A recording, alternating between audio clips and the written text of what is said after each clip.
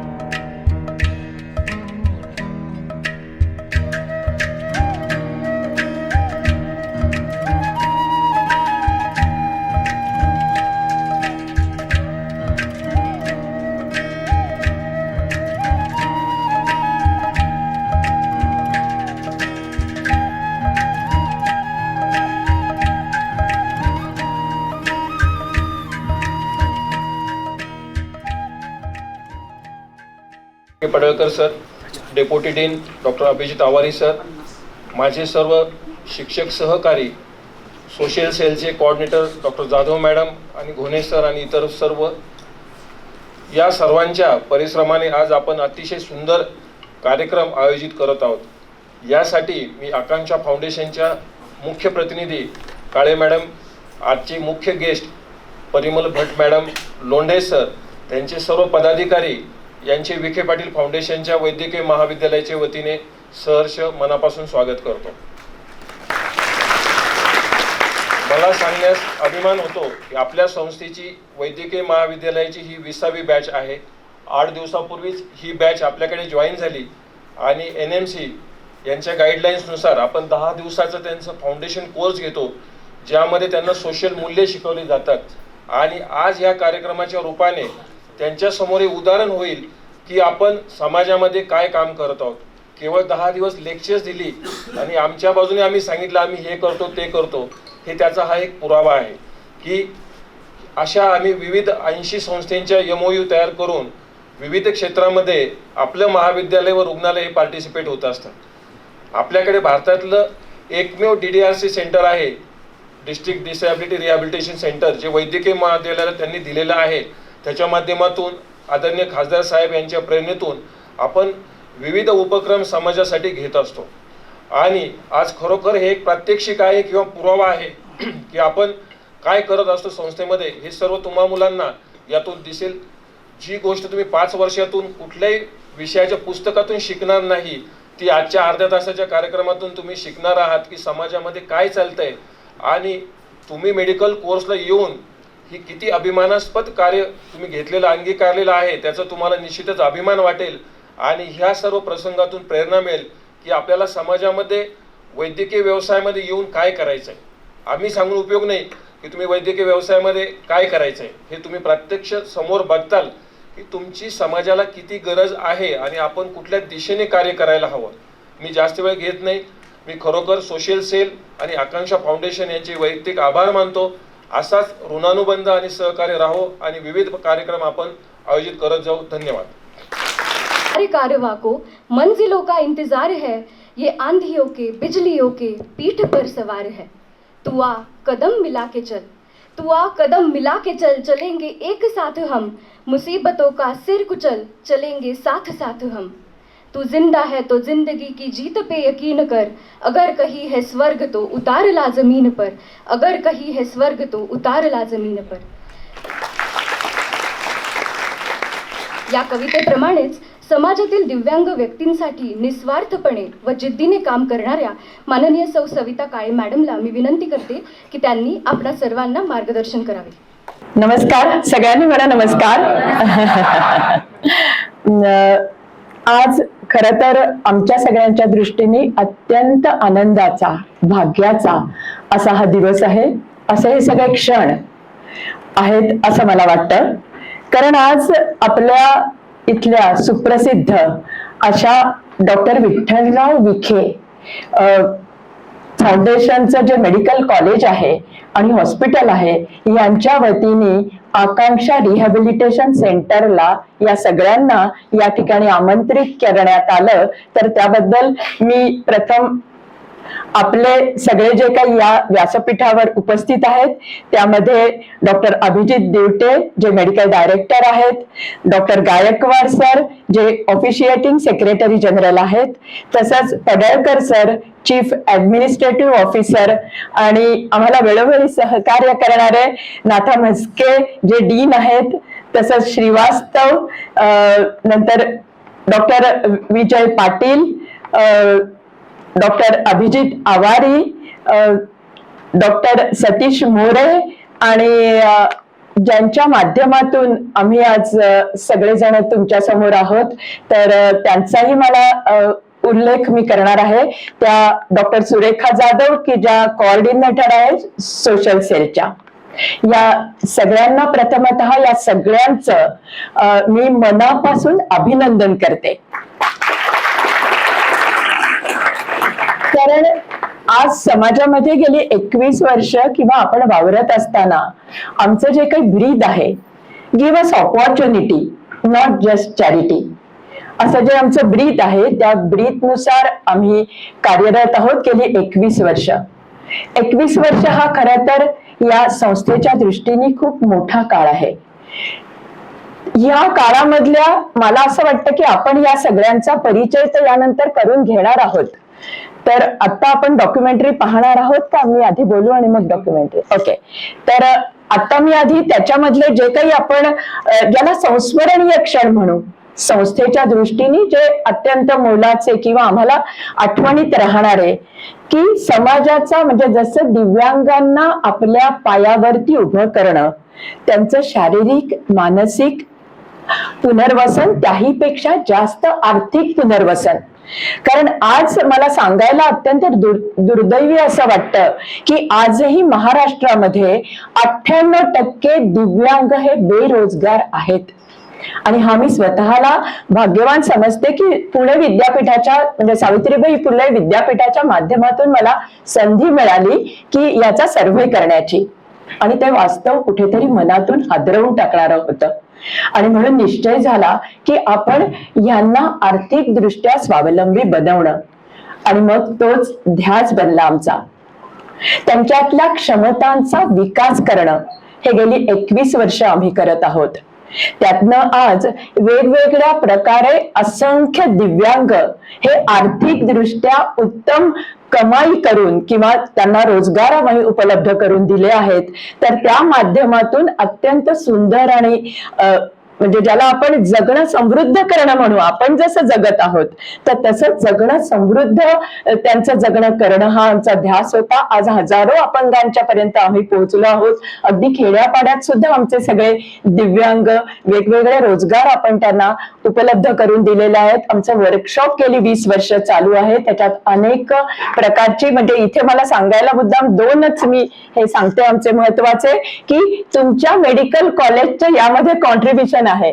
आणि म्हणून मला ते सांगायला आवडेल की आम्ही जी उत्पादनाची निवड केली 21 वर्षापूर्वी ती अत्यंत डोळसपणे अभ्यासपूर्वक करण्यात आली, की ज्याला सातत्याने मार्केट उपलब्ध होईल. तर ती म्हणजे आपल्या डॉक्टर तुम्ही जे प्रिस्क्रिप्शन लिहून देता, ती जी तुमची गोळ्यांची पाकिटं असतात ना औषधांची, तर ती पाकिटं करण्याचा व्यवसाय आम्ही पहिल्या दिवसापासून सुरू केला. आणि ती पाकिटं कॉम्प्युटरच्या वेस्ट पेपर पासून त्यापासून तयार व्हायची.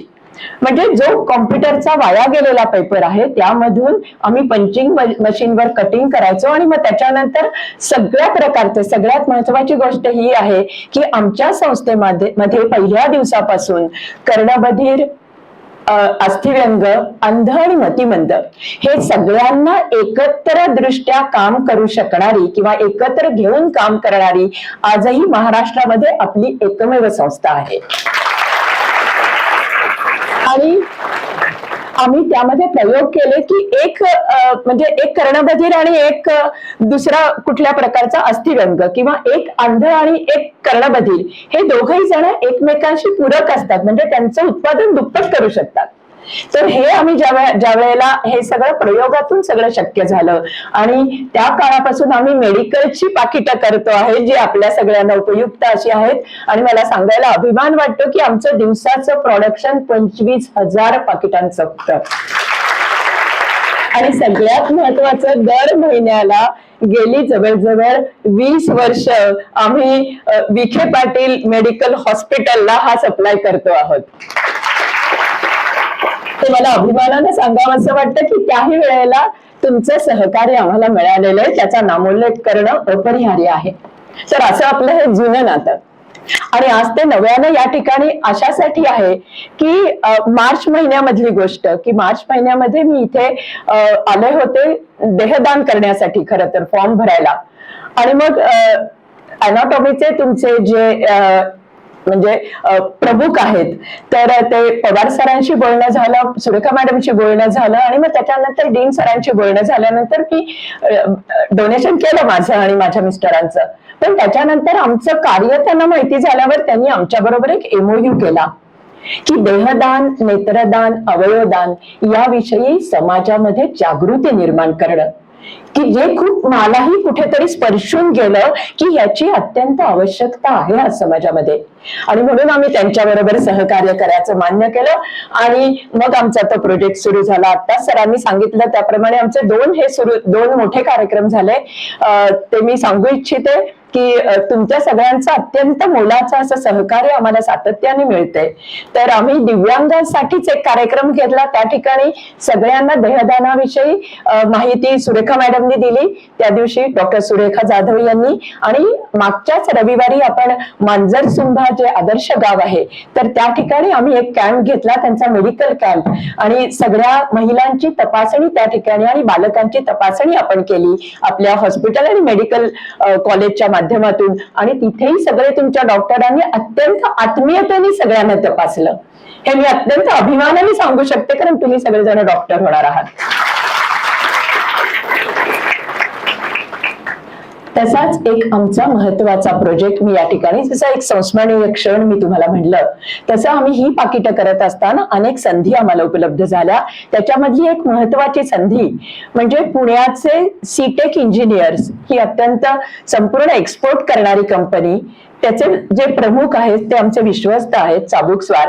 तर त्यांनी आम्हाला एक अशी संधी उपलब्ध करून दिली की त्यांना टूल्स घालून म्हणजे सगळ्या युरोपियन देशामध्ये, जर्मनी, फ्रान्स, सगळ्या युरोपियन देशांमध्ये काही पाकिटांमध्ये टूल्स घालून पाठवायची होती. तर ती कार्डशीट पासून पाकिटं होती. तर त्यांनी आम्हाला संधी दिली की आपण हे करू शकतो का. तर अर्थातच आकांक्षाने ते आव्हान पेललं. आणि मला सांगायला अभिमान वाटतो की 2008 पासून आमच्या संस्थेची स्थापना 2002 मध्ये झाली, पण 2008 पासून आज तागायत या युरोपमध्ये आम्ही ही पाकिटं त्यांना देऊन निर्यात करत आहोत. हा मला वाटतं आंतरराष्ट्रीय स्तरावरती या दिव्यांगांना मिळालेला सन्मान असं मी म्हणेन. कारण विदाउट रिजेक्शन त्यांना किती परफेक्शन लागतं आपल्याला माहिती आहे, आणि हे दिव्यांग तिथपर्यंत काम करू शकतात. सांगण्याचा माझा उद्देश एवढाच आहे. तसंच एक महत्वाची जबाबदारी म्हणजे एक एनजीओ म्हणून जसं तुम्ही आमच्या बरोबर MOU केला, तसंच आम्हाला एक चांगली संधी उपलब्ध झाली एनजीओ म्हणून. आपल्याला सगळ्यांना L&T Larsen and Toubro he company माहितीये, ती जागतिक कीर्तीची कंपनी. त्यांच्या CSR अंडर आम्हाला त्यांनी एक प्रोजेक्ट दिला होता, फिरता दवाखाना.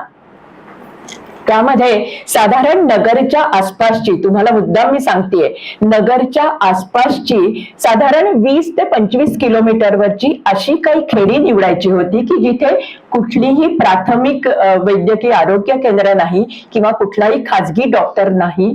त्यांना जर एखादी छोटी गोळी काही झालं तर त्यांना 10 ते 15 किलोमीटर लांब पर्यंत त्या ट्रीटमेंटसाठी यावं लागायचं.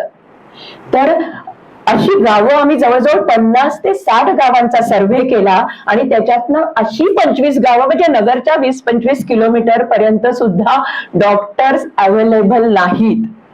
आणि मला वाटतं ही स्थिती संपूर्ण भारतभराची असणार, हे आपलं दुर्दैव आहे. आणि आजही डॉक्टरांची संख्या कमी आहे, आपल्याला ठाऊक आहे. तर ते सगळं आव्हान तिथे जाऊन आम्हाला त्यांनी एक वेल इक्विप व्हॅन दिली होती की ज्याच्यामध्ये 2 बेड होते. त्याच्यामध्ये 70-80 प्रकारचे रोज जे तुमचे म्हणजे जे काही सर्दी, खोकला, ताप किंवा पोटदुखी अशा पद्धतीचे जे आजार असतात त्याला जी तुम्ही औषधे देता, तर अशी एक 70 ते 80 प्रकारची औषधं आमच्या म्हणजे त्या गाडीमध्ये असायची. आमच्याबरोबर डॉक्टर असायचा, आमच्याबरोबर एक सिस्टर असायची. आणि त्या 25 गावांमध्ये महिन्यातून 2 वेळा आम्ही जायचो आणि तिथे आम्ही त्यांची तपासणी करायचो. आमची गाडी जायची, अँब्युलन्स आम्ही तिथे घेऊन जायचो. त्यांना जर काही जास्त काही लागलं तर आम्ही त्यांना प्रिस्क्राईब करायचो की नगरमध्ये येऊन तुम्ही ती ट्रीटमेंट घ्या. तर तसे आम्ही तिथे त्या प्रत्येक 25 गावांमध्ये आम्ही सगळे म्हणजे गायनॅक मधले असतील, ऑर्थोचे असतील, कारण तुम्ही परवा पाहिलं तसं सगळे शेतामध्ये काम करणारी ही माणसं, अत्यंत कष्टाची माणसं, अत्यंत कष्ट करावे लागतात. आणि त्यामुळे स्वतःच्या आजारांकडे, कारण गरिबी ही तर आपल्याला पुरून उरलेली, त्यामुळे स्वतःकडे दुर्लक्ष करणं हे असं होतं खेड्यापाड्यांमध्ये. तर त्यामुळे आमच्या गाडीची ते अक्षरशः आपण एखादा ह्याच्यात तसे आतुरतेने वाट बघत असायचे. आणि त्यामुळे आम्हालाही त्यांच्यासाठी सेवा देण्याचा हे भाग्य लाभलं, हे अत्यंत महत्वाचं. आणि मला सांगायला अभिमान वाटतो की ही सेवा महिन्याला 25 कॅम्प, ऐका हा, म्हणजे एक मेडिकल कॅम्प करायचा तर आपल्याला कितीतरी त्याचं नियोजन करावं लागतं. आम्ही 8 वर्ष ही सेवा दिली. आता करोना नंतर आम्ही ती गाडी, पण 8 वर्षामध्ये आम्ही साधारण 4,500 कॅम्पचं यशस्वी आयोजन केलं. आणि त्यामधले साधारणपणे 150 आम्ही स्पेशल कॅम्प्स मध्ये घेतले. आणि त्याहीपेक्षा महत्वाचं म्हणजे 5 लाख या लोकांपर्यंत आम्ही ही मोफत सुविधा पोहोचवली. म्हणजे आकांक्षाने आव्हान पेललं आणि ही संधीचं सोनं केलं असं मी म्हणेन की हे किती आवश्यक आहे, त्याची तुमची किती जगाला, या सगळ्या देशाला किती नितांत गरज आहे, हे मला यातून प्रतीत करायचं. तर आज मेडिकल फाउंडेशननी म्हणजे तुमच्या सगळ्या मेडिकल कॉलेजनी, विखे पाटील मेडिकल फाउंडेशन हे म्हणजे अनेक समाजोपयोगी उपक्रम आजवर करत आलेलं आहे. त्यांच्याविषयी आपण सगळ्यांच्या मनामध्ये आदराची आणि प्रेमाची भावना आहे आणि ही आमच्या मनात सदैव राहणार आहे. आज आकांक्षातल्या आम्हाला सर्वांना म्हणजे त्यांना सन्मान मिळाला, त्यांच्या प्रत्येकाच्या डोळ्यात आज अश्रू आहेत की या सगळ्यांच्या समोर, या सगळ्यांच्या हस्ते त्यांना कुठेतरी सन्मानित केलं जाते या उपेक्षित वर्गाला. कारण अजूनही समाजाचा दृष्टिकोन बदललेला नाही. त्यासाठी आम्ही कार्यरत आहोत. त्यासाठी नुसतं एकच मिनिट एक उदाहरण सांगते, बोलू ना, एकच मिनिट एक उदाहरण सांगेन की समाजाचा दृष्टिकोन म्हणजे आपल्या सगळ्यांचा, समाज म्हणजे कोण, आपण सगळेजण, की आपल्याला सगळं दिलंय परमेश्वराने. आज मी तर म्हणते की ही आपली खूप मोठी संपत्ती आहे की आपल्याला डोळे आहेत, कान आहेत. त्याच्यासाठी हा डिसेबल्ड, आम्ही नॉट डिसेबल्ड डिफरंटली एबल्ड हा कार्यक्रम आम्ही शाळातून करतो. कारण हा संस्कार आहे की त्यांना कुठेतरी तुम्ही दुखावू नका, उद्या तुमच्याकडे ही वेळ येऊ शकते.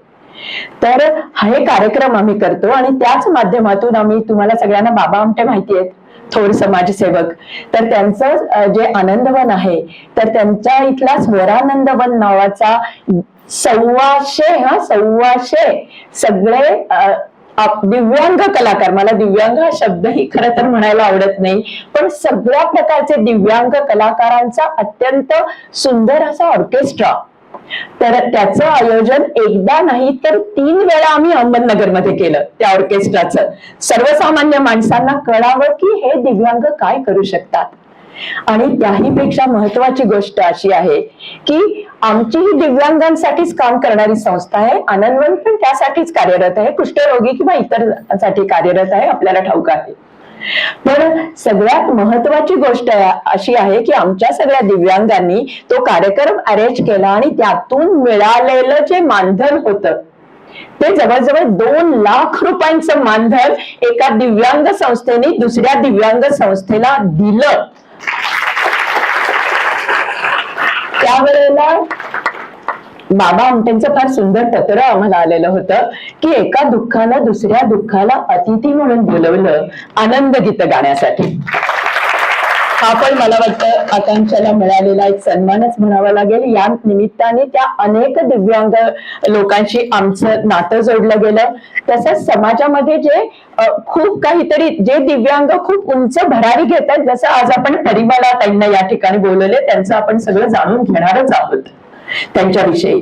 तर तसे समाजामध्ये कोणी IIT कम्प्युटर जे पॅराप्लेजिक आहे तर त्यांना ते असूनही IIT कम्प्युटर इंजिनियर पूर्ण करून आज IBM ला ते डायरेक्टर म्हणून कार्यरत आहेत. त्यांना आपण आकांक्षाने आमंत्रित केलं आणि इतरांना प्रेरणा दिली. तसाच संपूर्ण म्हणजे भारतामधला पहिला अंध CA भूषण तोष्णीवाल, अशा कित्येक भरारी घेणाऱ्या लोकांना आम्ही समाजासमोर आणलं, नगरच्या लोकांसमोर आणलं, नगरच्या दिव्यांगांसमोर आणलं आणि अशी प्रेरणादायी अनेक उपक्रम आकांक्षाच्या माध्यमातून आम्ही करत असतो. आज या ठिकाणी आम्हाला तुम्ही आमंत्रित केलं आणि सन्मान दिलात त्याबद्दल पुन्हा एकदा मी संस्थेच्या सगळ्या विश्वस्तांच्या वतीने आणि आम्हा सर्व दिव्यांग परिवाराच्या वतीने, आकांक्षा परिवाराच्या वतीने मनापासून कृतज्ञता व्यक्त करते. कारण कृतज्ञता इतकं सुंदर जगात काही नाही. हे आभार वगैरे फार औपचारिक शब्द आहेत. मी कृतज्ञता व्यक्त करते. धन्यवाद. परत एकदा नमस्कार. म्हणजे तुम्ही सगळेजण, कारण परिमलाताईंना दिसत नाही आहात, तुमच्या आवाजातून तुम्ही त्यांच्यापर्यंत पोहोचणार आहात आणि म्हणून मी तुम्हाला फक्त एकदा परिमलाताईंना हा नमस्कार आहे. आता आज आपण सगळेजण आतापर्यंत उत्सुकतेनं वाट पाहतो आहोत. तर परिमलाताईंना आपल्याला आता काय हॅलो परिमलाताईंना आपल्याला जाणून घ्यायचंय. हॅलो हा परिमलाताईंना आपल्याला जाणून घ्यायचंय आता. तर त्यांचा जीवन प्रवास हा खरं तर आपल्यासाठी, आपल्या प्रत्येकासाठी अत्यंत स्फूर्तिदायी असा आहे. परिमलाताई ह्या खरं तर बरं, सगळ्यात पहिला प्रश्न असा आहे की तुम्हाला दिसत नाही हे तुम्हाला कधी लक्षात आलं? नाही, मला तर लहानपणापासूनच दिसत नाहीये. म्हणजे जन्मतःच? हो हो, जन्मतःच होतं, जन्मतःच दिसत नाही. जन्मताच. हा, पण मग त्याच्यावरती तुमच्या आई वडिलांची प्रतिक्रिया किंवा आई वडिलांचा हे काय होता त्याच्यामध्ये सहभाग? माझे आई वडील शिक्षित होते, त्यामुळे मग डॉक्टरांकडे जायचं. जे हॉस्पिटलला गेले तिथे सर्जरी झाली माझी, पण ऑप्टिक नर्व डिफेक्ट असल्यामुळे त्याचं काही सक्सेसफुल झालं नाही. म्हणजे त्याला कुठलाही उपाय नव्हता. हा. आणि माझी आई एका ब्लाइंड स्कूलची प्रिन्सिपल असल्यामुळे, अरे वा, बघा एकदा काय मग एवढं काही मनाला दुःख लागू दिलं नाही, कारण तिला माहितीये की ही बाकीची सगळी मुलं छान शिकतायत, तर माझी मुलगी सुद्धा खूप छान शिकून पुढे गेली. आता सहज बोलताना एक लक्षात आलं की एका ब्लाइंड स्कूलची प्रिन्सिपल असलेली आई, त्यांच्या पोटी जन्म घेणं हे नक्की त्यांचं सद्भाग्य म्हणायचं की हे? तर मला असं वाटतं की त्यांनी ज्या सकारात्मकतेने ते स्वीकारलं, आईनी आणि त्यांनी पण, तर ते जास्त मला वाटतं महत्वाचं आहे की त्यामुळे त्यांना दिशा योग्य मिळाली आणि त्यामुळे तुमची वाटचाल जास्त मला वाटतं सुकर झाली असेल. तर आई वडिलांनी तुम्हाला दिसत नसताना घरामध्ये कसं वातावरण होतं? तुम्हाला सगळं शिक्षण म्हणजे घरातल्या सगळ्या गोष्टी, तुमचं स्वतःचं हे हो की नाही, आपल्या सगळ्यांना जाणून घ्यायला आवडेल. माझी आई खूप खंबीर होती आणि तिला नेहमी वाटायचं की प्रत्येक ब्लाइंड मुलींनी स्वतः सगळं करावं आणि शिकावं आणि घरातल्या गोष्टी सुद्धा माहीत असल्या पाहिजेत आणि बाहेर पण इंडिपेंडेंटली जाऊन कॉलेजमध्ये किंवा शाळेत जाऊन शिकावं आणि काही ज्या लिमिटेशन्स आहेत त्या बाजूला ठेवून दुसरं आपल्यासाठी काय आपण होऊ शकतो की काय अवेलेबल आहे सर्व्हिसेस, तर त्याचा उपयोग करावा. बाकीच्या गोष्टींचा विचारच करू नये असं तिचं म्हणणं होतं. पण माझे वडील फार ओव्हर प्रोटेक्टेड होते. कारण आम्ही हे आता बघतो सगळेजण, एक तर हे सगळे दिव्यांग त्या आता म्हणायला तशा की वडील ओव्हर प्रोटेक्टेड होते किंवा अति निग्लेक्टेड, असं दोनच माझ्या मते पालकांचा म्हणजे जो काही व्ह्यू असतो, आजपर्यंत माझा अनुभव आहे तो. पण त्याही सगळ्या परिस्थितीतून आपण आज BA, त्याच्यानंतर MSW आणि डिप्लोमा इन बिझनेस मॅनेजमेंट इथपर्यंतच आपण शिक्षण सगळं घेतलं. तर त्या शिक्षणामध्ये निश्चितपणे तुम्ही नॉर्मल लोकांच्या बरोबर शिक्षण घेतलं, तर त्या शिक्षणा प्रवासातल्या काही किंवा तुम्हाला कशासाठी परिश्रम करावे लागले किंवा तुम्हाला नकारात्मक सकारात्मक असे काय अनुभव आले? नाही, मला नकारात्मक किंवा सकारात्मक असं नाही, पण जेव्हा तुम्ही नॉर्मल समाजामध्ये व्यवहार करता किंवा शिकता तर काही नियम समाजाचे आपल्याला पाळायला लागतात. जसं मी कॉलेजला होते MSW ला, आणि जिथे असं एक्सक्यूज देऊन चालत नाही की माझा अभ्यास झाला नाही, माझा रिपोर्ट लिहून झालं नाही, पुढे मिळालं नाही, हे असे तुम्ही एक्सक्यूज निमित्त देऊ शकत नाही जर तुम्हाला पुढे व्हायचं असेल तर. कारण हे मग कॉलेज तुम्हाला मार्क्स तुम्हाला कमी देतं, म्हणजे इव्हन जाणीव असून सुद्धा की दिसत नाहीये, हे झालेलं नाहीये, पण तसं नाहीये. आपल्याला त्या इतर विद्यार्थ्यांबरोबर आपल्याला तसं वागायला लागतं, आपले रिपोर्ट प्रेझेंट करायला लागतात. आणि त्याच्यामुळे मी थोडीशी मी सुरुवातीला जेव्हा जॉईन केलं MSW तेव्हा थोडीशी मागे पडले मी, नो डाऊट. पण नंतर मग मी माझ्या व्हॉलेंटियर्स किंवा माझ्या मैत्रिणींच्या मुलांनी माझ्याकडे मला रेकॉर्ड करून पुस्तकं दिली आणि त्याच्यामुळे माझे मार्क्स वाढले आणि मी खरोखर वर्गात पहिली सुद्धा येऊ लागले इतर स्टुडंट्स बरोबर. जेव्हा आपण म्हणतो की आम्हाला समान संधी द्या किंवा समान वागणूक द्या, तर आपलं पण कर्तव्य असतं की त्याप्रमाणेच आपल्याला पुढे यायचं असं, त्याप्रमाणेच आपण शिस्त पाळायची असते किंवा वागायला लागतं. म्हणजे मला असं वाटतं की या स्वयंसिद्धा, स्वतःला सिद्ध करणं हे आपल्यापैकी पण प्रत्येकाला करावं लागतं. पण या सगळ्या परिस्थितीशी म्हणजे तिथे कुठेही मी कुठेतरी कमी आहे असं काही न मानता सगळ्या प्रवाहाबरोबर चालत राहणं हा मला वाटतं फार मोठा भाग आहे त्याच्यातला. तर हे सगळं शिक्षण घेतल्यानंतर तुमची एअर इंडियामध्ये निवड झाली, तर त्याविषयी सांगाल? एअर इंडियामध्ये त्यांनी काम केलेलं आहे आणि किती वर्ष आणि कुठल्या प्रकारचं काम, कारण ते सगळं काम तुमच्या सगळ्यांशी रिलेटेड आहे. म्हणून मी त्यांना मुद्दाम विनंती करते की कुठल्या पद्धतीचं काम तुम्ही एअर इंडियामध्ये केलं? मी एअर इंडियामध्ये 84 साली लागले सोशल वर्कर म्हणून, आणि सुरुवातीला मला सोशल वर्करची पोझिशन दिली नाही एअर इंडियाने. म्हणजे माझे क्वालिफिकेशन्स असून सुद्धा, आणि assistant to medical social worker, मी मेडिकल डिपार्टमेंटला होते आणि सगळ्या मेडिकल डिपार्टमेंटची कामं असतात, म्हणजे पेशंट्स जे एअर इंडियात काम करतात त्या स्टाफचंच मला काम बघावं लागतं. मग त्यांची तब्येत किंवा त्यांचे काही कार्डियाक सर्जरीज किंवा किडनी फेलियर्स किंवा अल्कोहोलिझम, काही व्यसनमुक्त करण्याचे काही कार्यक्रम असतात, तर ते सर्व मी बघायची. आणि स्टाफला जर हॉस्पिटलायझेशन असेल तर त्यांच्या एंटायटलमेंट प्रमाणे हॉस्पिटलशी कॉन्टॅक्ट करणं, त्या डॉक्टरांशी बोलणं, आमच्या डॉक्टरांना कळवणं, हे सगळं मला तिथे करावं लागत होतं. आणि मी नेहमी हे कार्यक्रम आयोजित करत होते. ब्लड डोनेशन कॅम्प्स करायची, आणि त्यावेळेला फॅमिली प्लॅनिंग कॅम्प्स आपल्याला माहितीच आहे, नेहमी पूर्वी खूप असायचे, ते आता नाही आहेत तेवढे. तर ह्या सगळ्या गोष्टी मी करायची माझ्या सिनियर सोशल वर्कर्सच्या मदतीने. सुरुवातीला तिने मला मदत केली, पण नंतर मग मी एकटीच एअरपोर्टला जायची आणि लोकांशी संपर्क साधून असे कार्यक्रम स्टाफसाठी मी करत होते. बघा,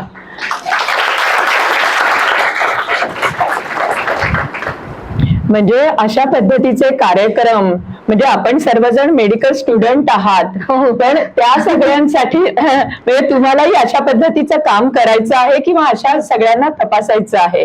पण या ह्याच्यामध्ये मला आणखीन एक तुम्हाला प्रश्न विचारायचा आहे की ज्याच्यावर आपलं बोलणं झालं की अशा पद्धतीच्या किंवा तुमच्यासारख्या व्यक्ती जेव्हा डॉक्टरांकडे जातात तर त्यावेळेचे तुमचे काहीतरी प्रश्न वेगळे असतात किंवा तुम्हाला वेगळी ट्रीटमेंट दिली जाते, त्याबद्दल सांगाल?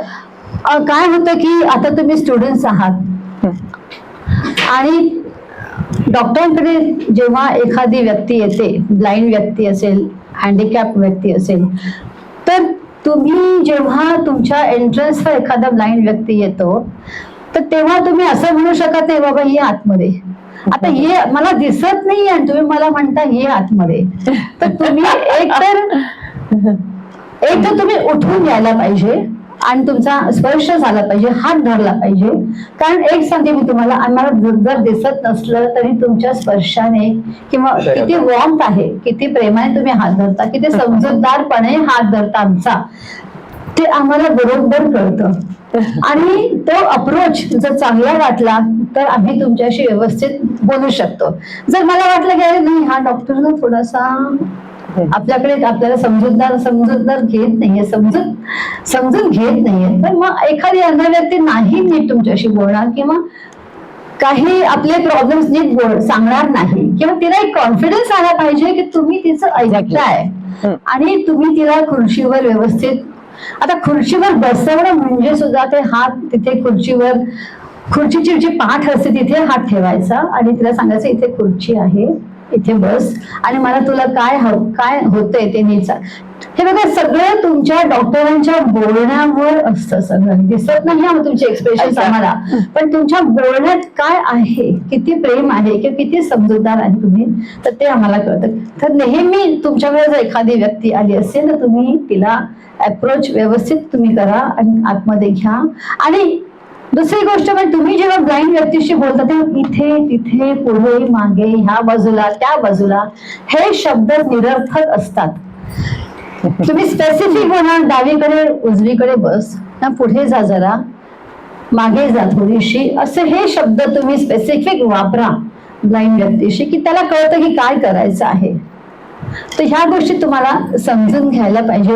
खरं म्हणजे आम्ही ना असे कार्यक्रम करतो जिथे आम्ही ह्युमन गाईड टेक्निक सांगतो, लोकांपर्यंत पोहोचवतो की कसं ब्लाइंड माणसाशी वागायचं, असं अप्रोच व्हायचं. तर हा आपण एकदा प्रोग्राम ठेवूया, मी तुम्हाला खूप मजा येईल की कसं आम्ही प्रोग्राम हे करतो ते. त्या पुष्कळ गोष्टी असतात सांगण्यासारख्या, पण इथे मी आता एवढं सांगू शकत नाहीये. तर एकच मी सांगेन की तुमचा अप्रोच कडे तुम्ही लक्ष ठेवा, कारण बोलणं तुमचं एक्सप्रेशन आम्हाला दिसत नाही हे मात्र लक्षात ठेवा. मी तुमच्या बोलण्यावरच जातो. आता मला सांगा सगळ्यांनी की हे सगळं तुम्हाला कुठल्या पुस्तकामध्ये लिहिलेलं आढळेल का? नाही ना. मग हा केवढा मोठा लेसन आज तुम्हाला मिळालाय. तरी मला टाइम करून की तुम्ही एखादा असा पेशंट आल्यावर त्याच्याशी कसं वागायचं, त्यांच्यासाठी जोरदार टाळ्या झाल्या पाहिजे.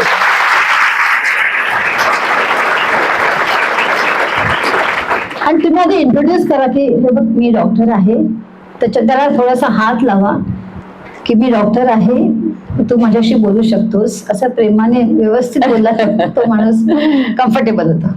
बरोबर बरोबर, अगदी अगदी बरोबर बोललात की कारण त्यांना स्पर्श ज्ञान असतं किंवा आवाजातून ते तुमच्यापर्यंत, म्हणजे आपण एकदा, तुम्हाला कदाचित माहिती नसेल पण मी हे सगळं अनुभवलंय की एकदा तुमचा आवाज या सगळ्यांनी ऐकला ना की त्यांच्या तर कुठेतरी इतकं रजिस्टर होतं की तुम्ही किती वर्षांनी परत भेटा ते बरोबर तुम्हाला ओळखतात. ही मला वाटतं हे गॉड गिफ्ट आहे त्यांना मिळालेली. परमेश्वरांनी जेव्हा एखादी गोष्ट हे केली आहे तेव्हा ही मिळालेली गॉड गिफ्ट आहे असं मला नेहमी वाटतं. आता यानंतर आपण तुमच्या इतर कर्तृत्वाकडे येणार आहोत. हे सगळं म्हणजे मेडिकल फील्डमध्ये, एअर इंडियामध्ये नोकरी करत असतानाच लीडरशिप ट्रेनिंग प्रोग्राम मलेशियामध्ये, आणि ते पण स्वीडिश गव्हर्नमेंटनी आयोजित केलेलं, स्वीडिश फेडरेशननी केलेलं. तर यामध्ये तुम्ही situation of the blind woman in India, बघा हा, situation of blind woman in India वर रिपोर्ट प्रेझेंट केलात आणि तोही स्वानुभवावर. तर यातले काही मुद्दे सांगू शकाल की नक्की त्या ह्याच्यामध्ये कसं प्रेझेंट? 81 पासून नॅशनल असोसिएशन फॉर द ब्लाइंडचे सेक्रेटरी होते, जवळजवळ 15-20 वर्ष. आणि 81 मध्ये स्वीडिश फेडरेशनचं नॅबला एक पत्र आलं होतं की तुमचे रेप्रेझेंटेटिव्ह पाठवा म्हणून. आणि तेव्हा मला नॅबने एक रेप्रेझेंटेटिव्ह म्हणून मी आणि आणखीन एक व्यक्ती होत्या मध्य प्रदेशच्या, त्या आम्ही गेलो होतो आणि तिथे मला त्यांनी हा रिपोर्ट लिहायला सांगितला होता. त्याच्यासाठी मी पुष्कळ शाळांमध्ये गेले होते, ब्लाइंड स्कूल्समध्ये, आणि क्वेश्चनेअर फॉर्म केला होता आणि त्याच्यावर मी हा रिपोर्ट लिहिला होता. एज्युकेशन त्यात घेतलं होतं, परत conditions of women in rural areas घेतलं होतं. तर असे अनेक टॉपिक्स मी घेतले होते आणि त्याच्यावर एक रिपोर्ट, मी माझा मोठा रिपोर्ट झाला तो, आणि तो मी प्रेझेंट केला होता इथे. 3 आठवड्याचं ट्रेनिंग होतं मलेशियामध्ये 81 मध्ये, आणि तेव्हा मी नुकतंच माझं सोशल वर्क झालेलं होतं. त्यामुळे तुम्हाला आणखीन पुढच्या आयुष्यामध्ये आणखीन काहीतरी करायची निश्चितच ऊर्जा मिळाली असेल. आणि त्यावेळेला कसं मी नॅबची सगळ्यांचे प्रश्नही जाणता आले असतील, कारण इतर अनेक देशातले त्या ठिकाणी रिप्रेझेंटेटिव्ह होते, हो की नाही? त्यामुळे इतर देशातल्या तुमच्यासारख्या व्यक्तींचे प्रश्न काय आहेत हे पण तुम्हाला जाणून घेता आलं. तर ही तुमच्या दृष्टीने मोठी संधी होती असं मला वाटतं. आणि हा खरं म्हणजे हा एक बहुमान आहे की त्यांची आपल्या भारत सरकारनी अशा काही परिषदेमध्ये जाण्यासाठी निवड करणं. म्हणून एकदा मला वाटतं टाळ्यांच्या रूपात त्यांचं कौतुक झालं पाहिजे. आणि मग तिथून आल्यावर मग national association for the blind एक स्पेशल कमिटी स्थापन केली विमेनसाठी, ब्लाइंड विमेनसाठी. मग त्याची मी सेक्रेटरी होते बरीच वर्ष. वा. आता त्यांनी ॲबिलिटीज रिडिफाईन्ड असं 40 लाईफ स्टोरीज म्हणजे करेज आणि अकम्प्लिशमेंट या संदर्भामध्ये एक पुस्तक प्रकाशित झालं आणि त्यामध्ये तुमचा संघर्ष म्हणजे त्यांनी जीवनामध्ये केलेला संघर्ष, त्यांना आलेले अनुभव, या सगळ्यावरती त्याच्यामध्ये त्यांनी लिहिलं होतं. आणि सांगायला मला अत्यंत अभिमान वाटतो की त्या पुस्तकाचं प्रकाशन APJ अब्दुल कलाम यांच्या हस्ते त्याचं प्रकाशन झालं आणि तिथे त्यांना सन्मानित करण्यात आलं. या बाबतीतली एखादी आठवण? तुम्ही तिथे गेला होता? मी जेव्हा आले लिडरशिप ट्रेनिंग मधून तेव्हा ऑल इंडिया कॉन्फेडरेशन एक दिल्लीची ऑर्गनायझेशन आहे आणि त्यांची कॉन्फरन्स होती ही एबिलिटीज वरती, आणि तेव्हा त्यांनी एक पुस्तक केलं होतं आणि त्यात त्यांनी माझं नाव घातलं होतं की तुझं पण आम्ही पाठवतोय म्हणून. आणि मग मी दिल्लीला गेले कॉन्फरन्सला आणि कॉन्फरन्स सुरू व्हायच्या आधीच आम्हाला डॉक्टर एपीजे कलाम आम्हाला येऊन भेटून गेले आणि खूप छान आणि गप्पा मारले. अर्धा तास आमच्या बरोबर होते, त्यामुळे आम्हाला किती कौतुकास्पद आहे. खरंच पण छान त्यांच्याबरोबर आम्ही गप्पा मारल्या. आणि ते सुद्धा म्हणजे काही जी मुलं होती ती तमिलियन होती, त्यांच्या भाषेत बोलायचे होते आमच्याशी हिंदीमध्ये. खूप छान, म्हणजे तो प्रसंग फारच हे होता कुठेतरी. म्हणजे तुम्ही जसं इतरांच्या स्फूर्तीस्थान ठरलात तसं हे एक तुमच्यासाठी स्फूर्तीस्थान होतं. APJ अब्दुल कलाम यांच्यासारख्या व्यक्तिमत्वाला जवळून पाहणं, त्यांना भेटणं हे. आता यानंतर आपण येणार आहोत की तुम्ही त्यानंतर निवृत्त झालात. निवृत्त होऊनही तुम्हाला बरीच वर्ष झाली, पण त्यानंतर स्वस्थ बसेल तर त्या परीताई, त्यांनी तुम्हाला परीच, त्या साक्षात परीच आहेत की नाही? मी काल आल्यापासून त्यांच्याशी बोलते आहे, त्यांच्या बरोबर सगळा संवाद साधते आहे. तर त्यांनी त्या स्वस्थ बसतील तर त्या परिमलाताई नाहीच, ज्यांचा परिमल हा सगळ्याभर पसरलेला आहे. पण आपल्यासारख्या अनेकांना हे जे काही प्रॉब्लेम्स येतात त्यामध्ये मदत करावी हा विचाराने त्यांनी स्नेहांकित हेल्पलाईन ही एक संस्था सुरू केली. ती व्हिज्युअल चॅलेंज जे स्टुडंट असतात त्यांच्यासाठीचे त्यांचे अनेक उपक्रम आहेत. तर या स्नेहांकित बद्दल जरा आम्हाला सांगाल?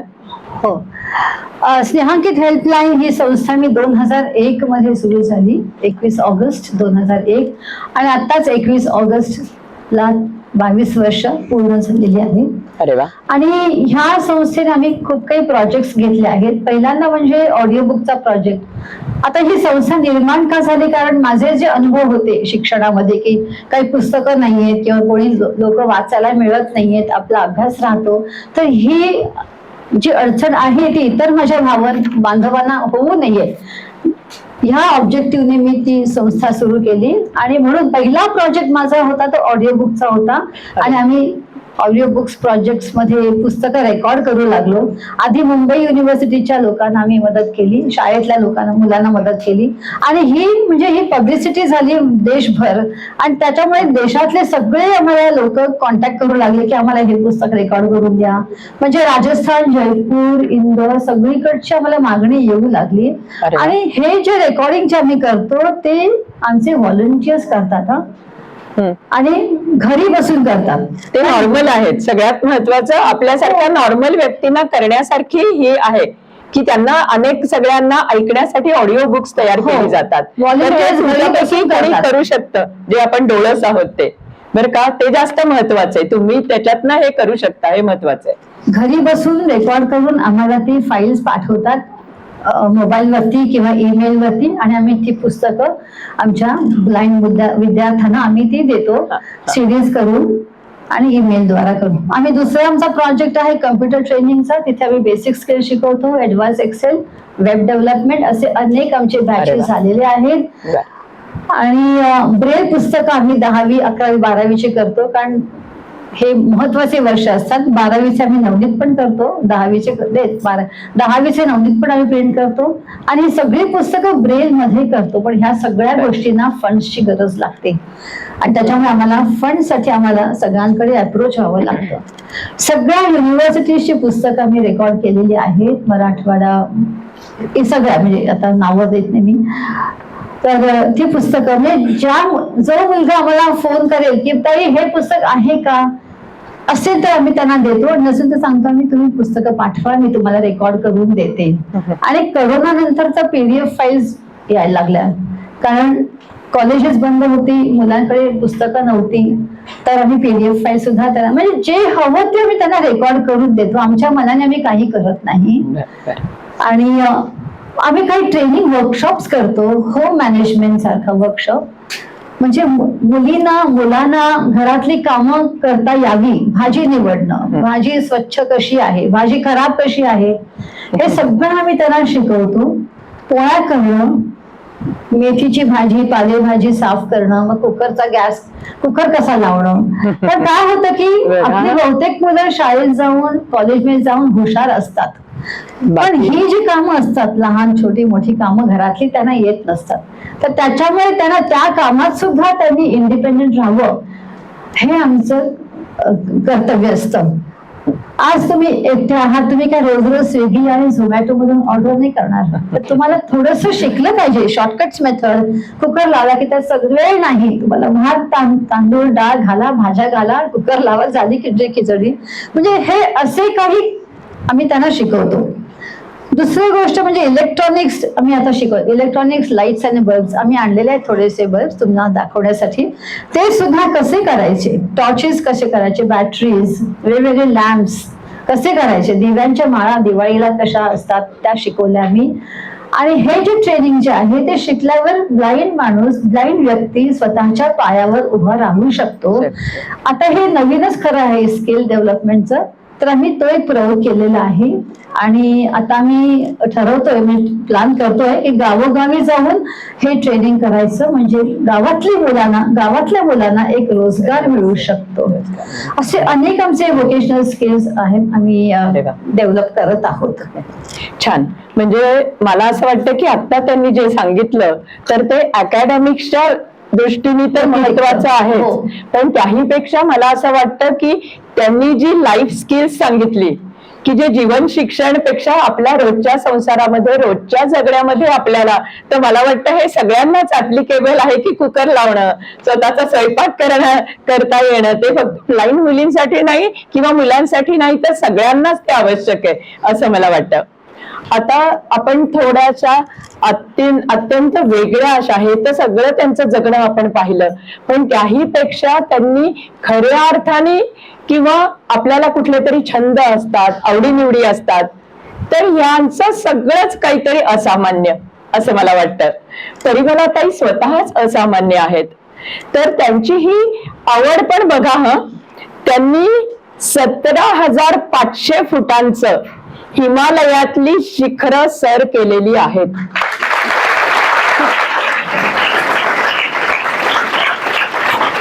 यंग झिंगारो, त्या दृष्टीने मी यंगच म्हणेन. खरं तर यंग झिंगारो ग्रुप बरोबर त्या सामील झाल्या आणि त्यांनी हे एक्सपेडिशन केलं. तर त्यातला काही अनुभव सांगा की तुम्हाला ही आवड कशी निर्माण झाली आणि कशी तुम्ही जोपासली. नाही, मला म्हणजे फार फिरायची आवड आहे. माझ्या मित्रमैत्रिणींबरोबर फिरायला जाणं, पिकनिकला जाणं, ट्रेक्स करणं, आणि म्हणून मी ट्रेक्सला जायची माझ्या ग्रुप बरोबर.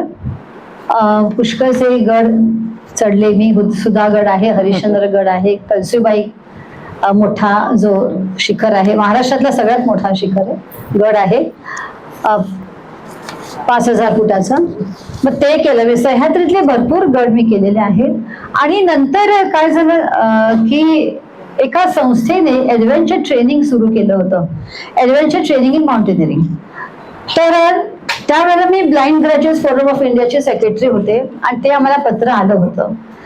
तर आम्ही एक मुलांचा ग्रुप पाठवला. मग आम्ही म्हटलं की मुलींनी का जायचं नाही, मुलीने पण जायला पाहिजे. त्याच्यात त्या ग्रुपमध्ये मी सुद्धा गेले होते ट्रेनिंगला, माउंटेनिअरिंगच्या ऍडव्हान्स ट्रेनिंगला, ऍडव्हेंचर ट्रेनिंगला.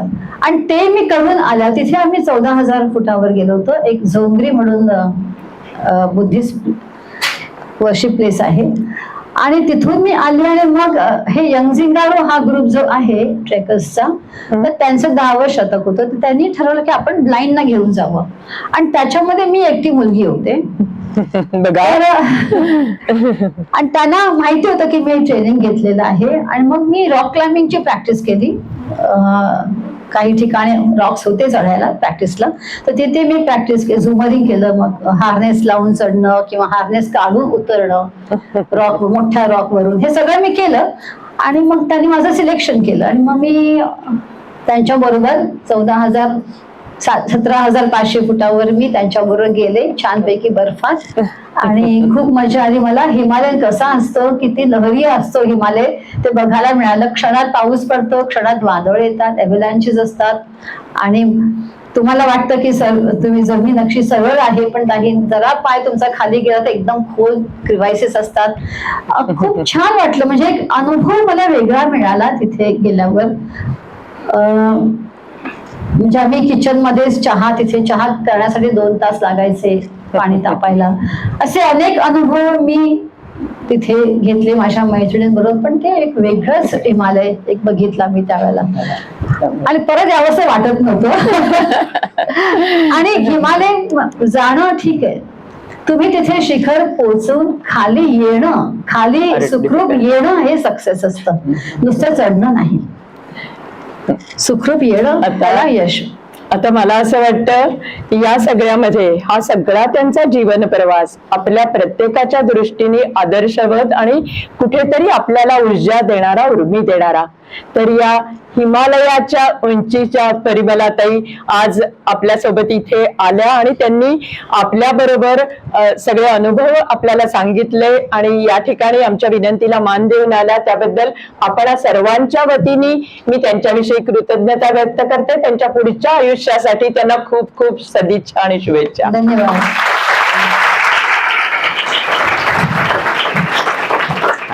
आता शेजारी हे आहेत, त्यांना द्या फक्त.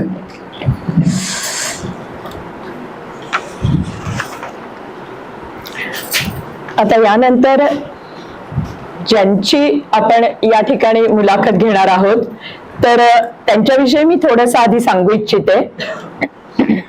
त्यांचं नाव आहे बाळासाहेब लोंढे.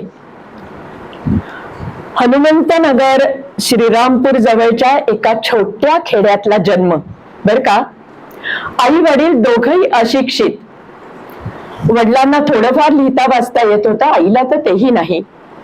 आणि जन्मतःच दृष्टीहीन असलेले हे बाळासाहेब, त्यांनी 1ली ते 8वी ही नाशिकच्या ब्लाइंड स्कूलमध्ये त्यांनी शिक्षण घेतलं, आणि त्यानंतरचं संपूर्ण शिक्षण हे नॉर्मल शाळा कॉलेजमध्ये. त्यानंतर ते MA विथ इंग्लिश लिटरेचर, आणि त्यानंतर बघा हा ते LLB झालेले आहेत. वकिलीपर्यंतचं शिक्षण त्यांनी पूर्ण केलेलं आहे. आणि ह्या सगळ्या लोंढे सर, या सगळ्या शिक्षणामध्ये आपण बोललो त्याप्रमाणे तुमचं शिक्षण नक्की कुठे झालं, तर त्याच्याशी विखे पाटील कॉलेजचा अत्यंत जवळचा असं संबंध आहे, म्हणून मी त्यांना सांगू इच्छिते. त्यातले अनुभव सांगा. नमस्कार. कसे आहे तुम्ही? खूप थकले आहात आता, आणि in fact this is your lunch time वर आय थिंक. ठीक आहे, but be tolerate with us for few minutes.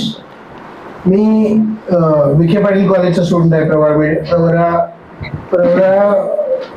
PVP college जे आहे, तर त्या कॉलेजचा स्टुडंट आहे. आणि या कॉलेजमध्ये ऍडमिशन घेण्याची पण एकदम रंजक कहाणी होती. आता या परिमलाताई आणि माझ्यामध्ये वी आर टोटली ॲडव्हर्स. या वेल सेटल फॅमिलीमध्ये होत्या, मी वेल डिस्टर्ब फॅमिलीमध्ये होतो. ओके, माझं गाव असंही आहे, अजूनही त्या लोकांना, तुमच्या ज्या राहता परिसरात लोक राहत असतील तर त्यांना माहिती आहे की माझ्या गणेशनगर नावाचं गाव आहे की जिथं या क्षणाला बस जात नाही. तर अशा ठिकाणाहून मी आलो. मी ॲक्च्युली RBNB कॉलेज श्रीरामपूर या कॉलेजमध्ये ॲडमिशन घेतलं होतं, पण मग माझ्या मित्रांनी PVP कॉलेजला ॲडमिशन घेतलं, म्हणून मीही त्या कॉलेजमध्ये ॲडमिशन घेतलं.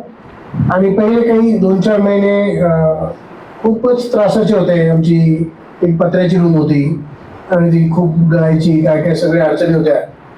पण मग त्या विखे पाटील कॉलेजमध्ये एक प्रोग्राम होता, आणि त्या प्रोग्राममध्ये मला भाषण करायचं होतं. मी मराठीत बोलणार होतो, ठरवून गेलो होतो, पण चूक होती की चूक नव्हती मला माहीत नाही. पण मग मी ते जे भाषण ठरलेलं होतं ते इंग्लिशमध्ये केलं. मग त्याची चौकशी झाली की हा मुलगा कोण आहे, कुठून आला, त्याला एवढं इंग्लिश चांगलं बोलता कसं येतं. मग त्यावेळेस डॉक्टर हापसे सर होते, माझ्या कॉलेजचे प्रिन्सिपल. तर ते एकदा माझ्या रूमवर आले, आणि आमचं गणेशनगरचं त्या कॉलेजमध्ये नाव असं होतं की या मुलांनी काहीतरी तोडफोड केली असणार म्हणून प्रिन्सिपल त्यांच्यावर मोड गेले. आता आमच्या रूमवर प्रिन्सिपल आल्यानंतर आम्ही एकदम आता जेवढं घाबरतो त्याच्या 10 पट घाबरायला लागलो की आता करायचं काय. आता हे प्रिन्सिपल कुणाला बोलतील काय करतील काय माहित नाही. आणि ते इकडे तिकडे पाहायला लागले.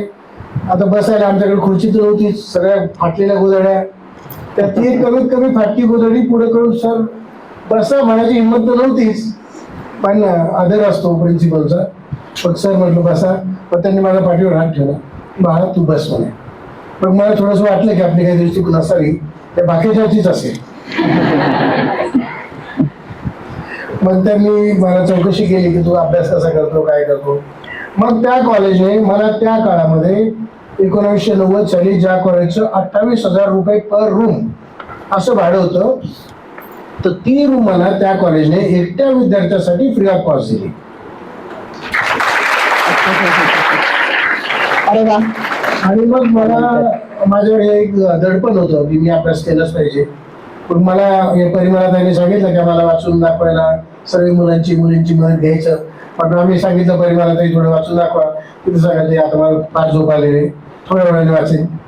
तर असं करता करता ते अभ्यास करायचं. पण मग माझ्यावरती दडपण असं आलं की मला जर ही एवढी मोठी व्यवस्था या महाविद्यालयाने दिलेली आहे आणि मी जर शिकू शकलो नाही, मला 10वीला त्यावेळेस 68.71% मार्क्स मिळले होते आणि मला सायन्सला ऍडमिशन घे असं सगळ्यांनी सांगितलं होतं.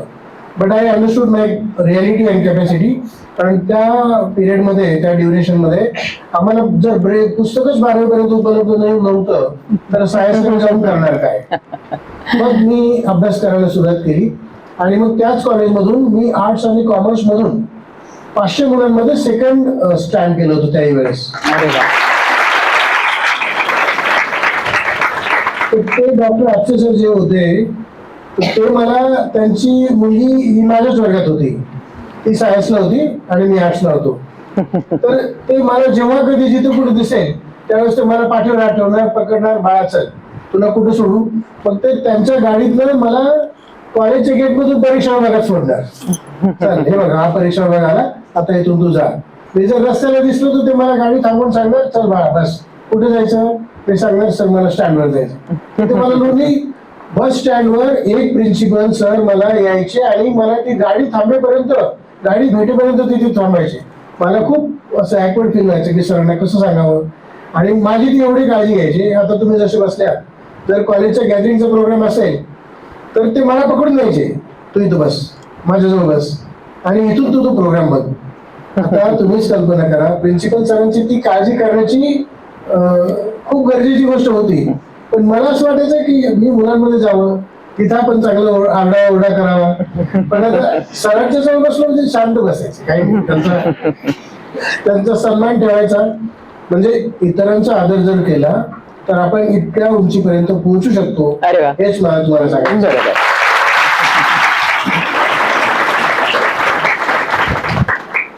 असाच त्यांचा सगळा प्रवास आहे की कुठल्या उंचीपर्यंत माणूस पोहोचू शकतो याचं एक मूर्तिवंत उदाहरण लोंढे सर आहेत.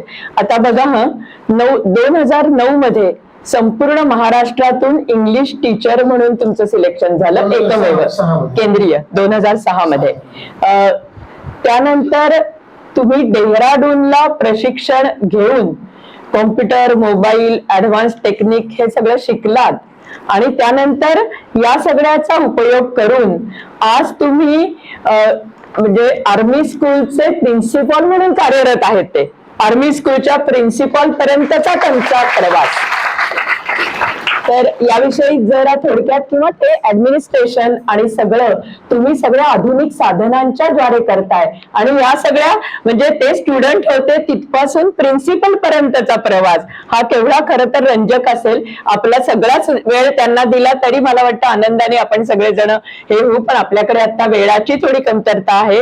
तर मी विचारेन की तुम्ही हे सगळं म्हणजे आता सध्या तुम्ही आर्मी स्कूलमध्ये प्रिन्सिपल म्हणून कार्यरत आहात, तर थोडेसे अनुभव सांगा. मी केंद्रीय विद्यालयामध्ये प्रिन्सिपल आहे. आर्मी नाही, सॉरी, केंद्रीय विद्यालय. आणि केंद्रीय विद्यालयाच्या पूर्ण देशभर 1200 शाळा आहेत. आणि आदरणीय गुरुवर्यांनो आणि मित्रांनो, मी या 1200 शाळांमध्ये एकटा टोटल ब्लाइंड प्रिन्सिपल आहे.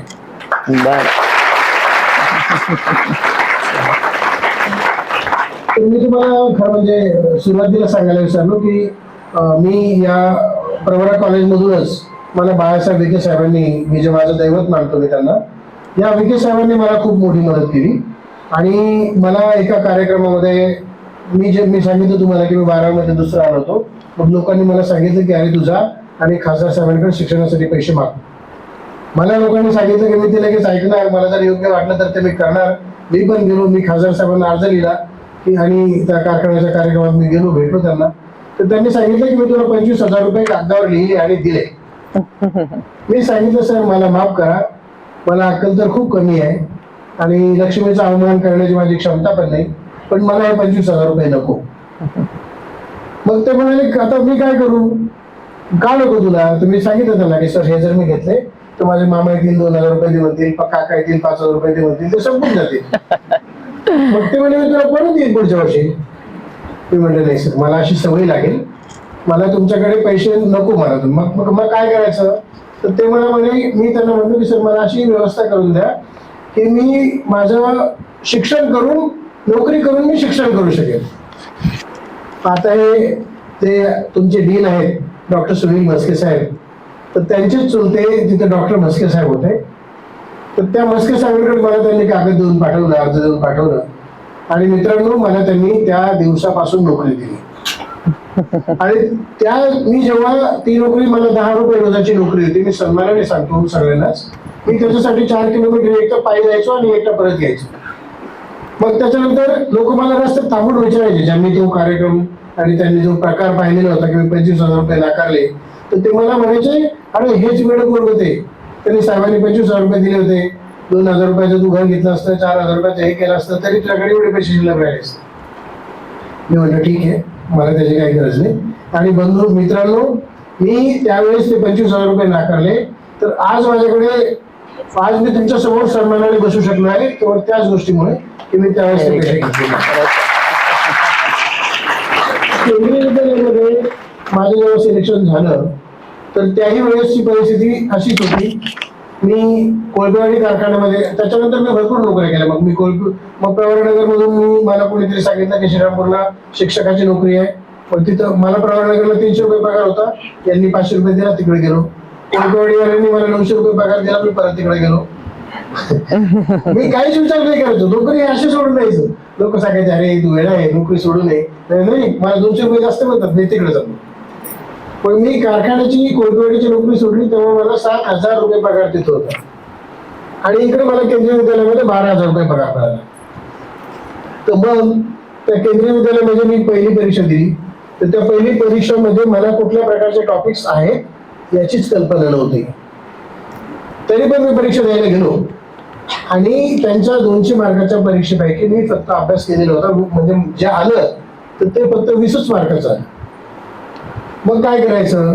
तर मला एक डॉक्टर आसुदानंतर कुठल्या तरी परीक्षेच्या कारणास्तव डॉक्टर आसुदानी भेटले की ज्यांनी केंद्रीय विद्यालयामध्ये काम केलेलं होतं.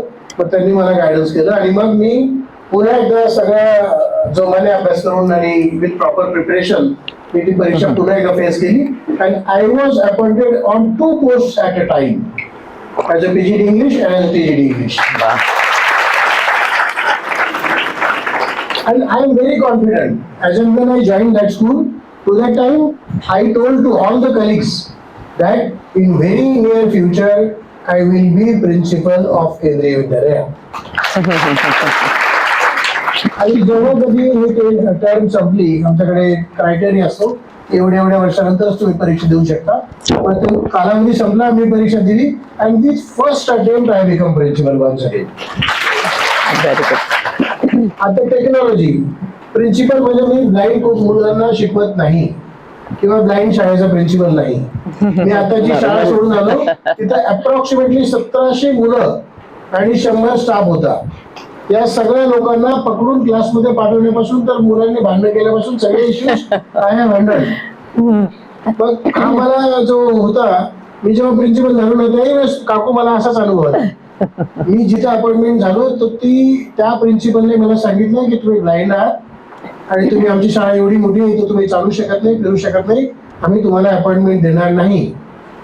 पण मग एका शिक्षकाने त्याला सांगितलं की madam he is having appointment letter from Commissioner of Kendriya Vidyalaya Sangathan.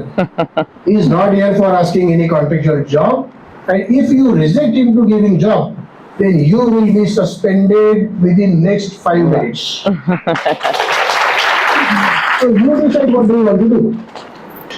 मग त्यांनी मला मी त्यांना म्हटलं तुम्ही कसं करणार म्हटलं madam I have traveled from my Ganesh Nagar to Delhi to Gwalior, and Gwalior to this Amla. You just count how many buildings I have crossed, like your school.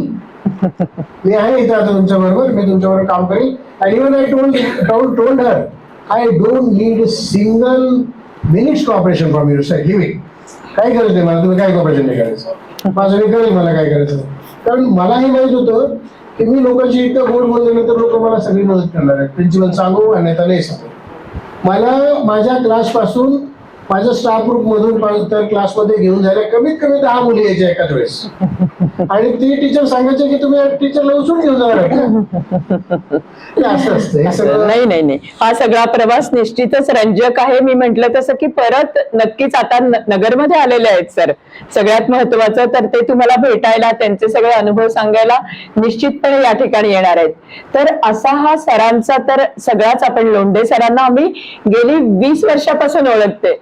आकांक्षाचे तुम्ही अत्यंत महत्वाचे साक्षीदार आहात. मी थोडंसं सांगा. आम्ही एकदम सुरुवातीपासून साक्षीदार आहोत. आणि हे जे आहे, तुम्ही टेक्नॉलॉजी एकच गोष्ट सांगतो, that is beyond your question आहे. तर हे कम्प्युटर टेक्नॉलॉजी मी असं शिकलो की मी मित्रांनो 1990 साली प्रवरा मेडिकल ट्रस्टमध्ये, Pravara college, it is really Pravara institute, this is the brand name, and all sorts of technologies were available in those days also. 1990 साली मी प्रत्यक्ष स्वतः हात लावून प्रवरा मेडिकल ट्रस्टमध्ये कम्प्युटर पाहिलं होतं, आणि तेव्हापासून मला ती कम्प्युटर शिकायची इच्छा झाली, आणि मग मी लोकांना सांगून हे सगळं कम्प्युटर शिकलो. आणि आज माझे सगळेचे सगळे 90+% काम मी स्वतः करतो. मला लेटर टाईप करायची लाज वाटत नाही.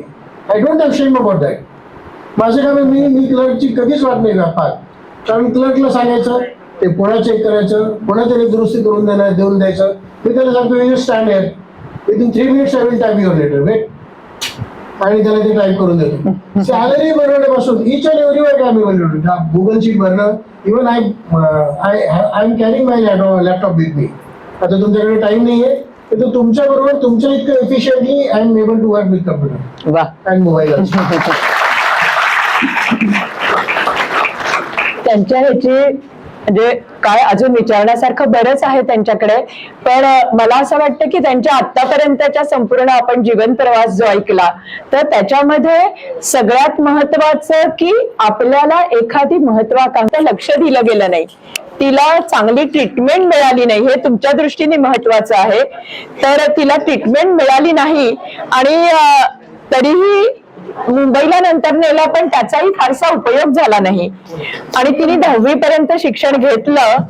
त्यानंतर ती झेरॉक्सच्या दुकानात काम करत होती. ऐका हा, ती झेरॉक्सच्या दुकानात काम करत होती, आणि तिथे तिला खूप अपमानास्पद वागणूक मिळायची की तुला चालता येत नाही, तुला काही काम करता येत नाही, कशी तू करते, असं खूप घालून पडून बोललं जायचं.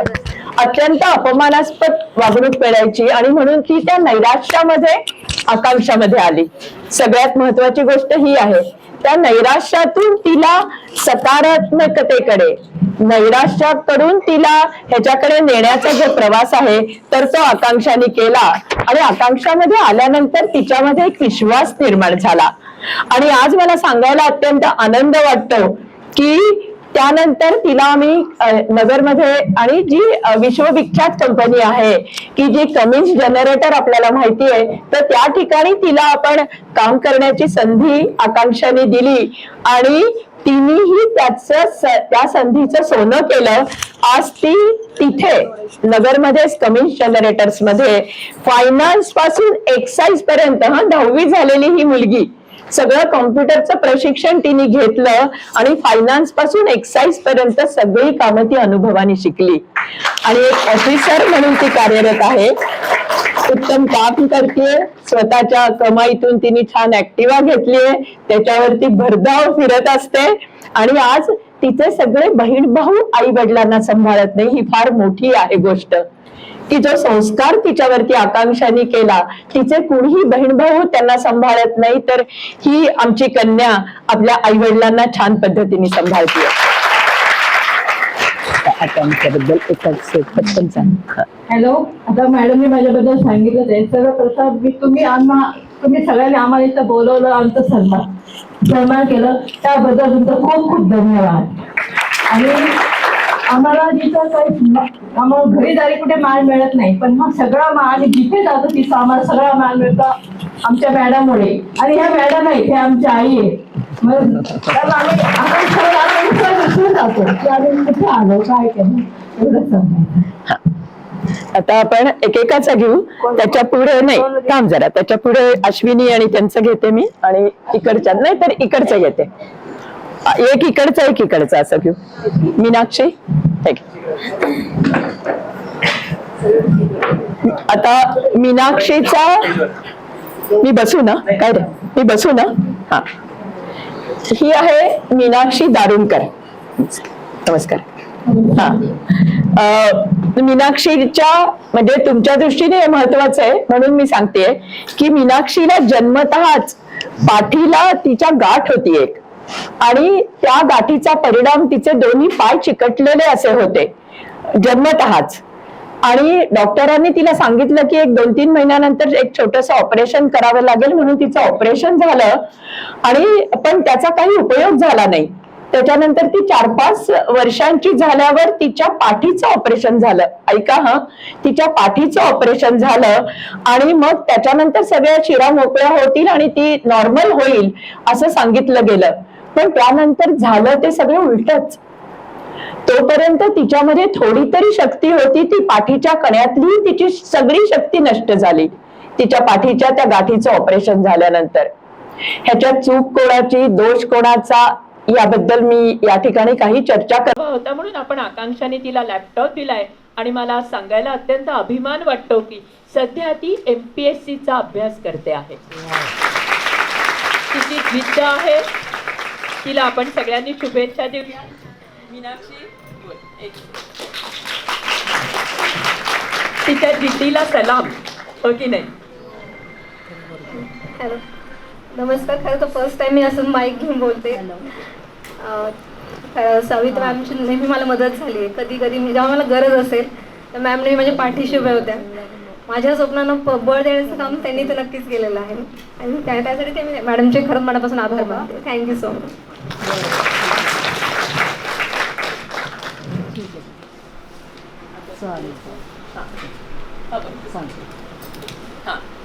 आता या ठिकाणी हा मुलगा तुम्हाला दिसतोय ना,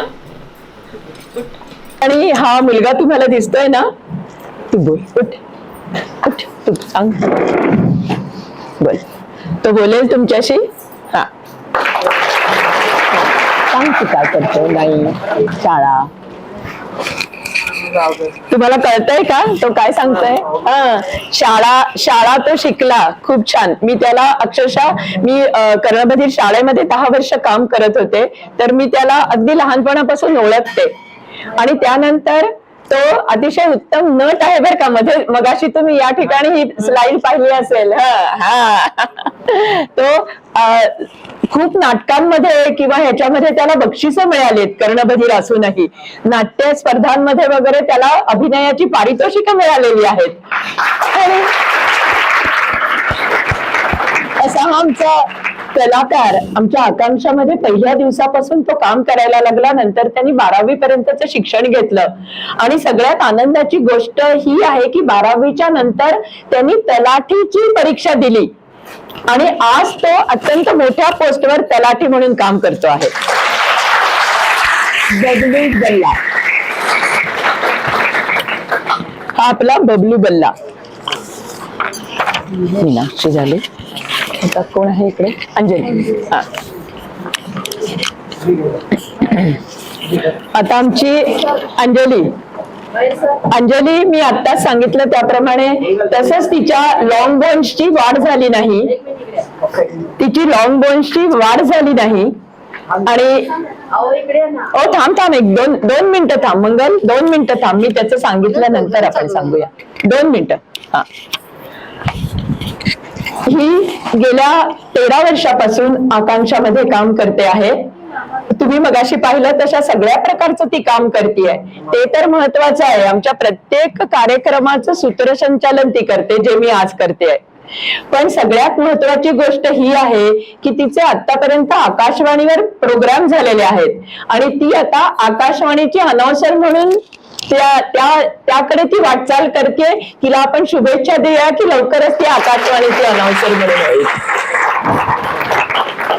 तिलाही 12वी नंतरचं शिक्षण केवळ तू 3 मजले कशी चढशील अशा याने तिला नाकारलं गेलं. तर अगदी थोडक्यात सांग अंजली, थोडक्यात बोल थोडं. नमस्ते, माझं नाव अंजली सूर्यवंशी.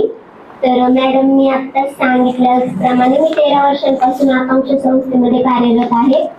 तर सगळ्यात महत्त्वाचं मी या ठिकाणी ही गोष्ट सांगू इच्छिते की आज आम्ही सर्व दिव्यांग तुमच्या समोर उपस्थित आहोत आणि आज या ठिकाणी आमचा एवढा मोठा सन्मान विखे पाटील हॉस्पिटल तर्फे तुम्ही सर्वांनी केला.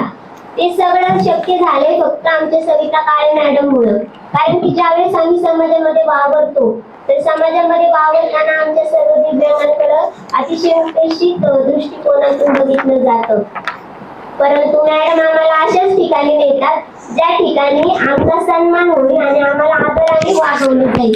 तर मॅडमनी सांगितलं की मी 12वी पर्यंत शिक्षण घेतलं. तर शिक्षण घेत असताना संपूर्ण तर यामध्ये खूप मला समस्या निर्माण झाल्या. सोपं नव्हतं कारण की ज्यावेळेस मी 10वी पास झाल्यावरती 11वी-12वीचं शिक्षण घेण्यासाठी कॉलेजमध्ये गेले तर त्यावेळेस मला आर्ट्स घेऊन काही उपयोग नव्हता. तर मी कॉमर्स साईड घेतली होती. पण तो वर्ग केवळ 3ऱ्या मजल्यावर आहे म्हणून माझा फॉर्म त्या शिक्षकांनी तिथला रिजेक्ट केला होता आणि जी अपंगांसाठी राखीव जागा असती ती त्यांनी दुसऱ्या नॉर्मल व्यक्तीला दिली. कारण की फक्त मी 3रे मजले चढून जाऊ शकत नाही म्हणून. परंतु मी तिथं जाऊन त्या सरांना सांगितलं की मी बघेल माझं की वरती कसं जायचं कसं नाही. तर मग असं करून मग मी कॉमर्सलाच ऍडमिशन घेतलं आणि 12वी पर्यंत शिक्षण घेतलं वरती चढून आणि 2 वर्ष कंप्लीट मला बेस्ट स्टुडंट अवॉर्ड मिळालेला आहे.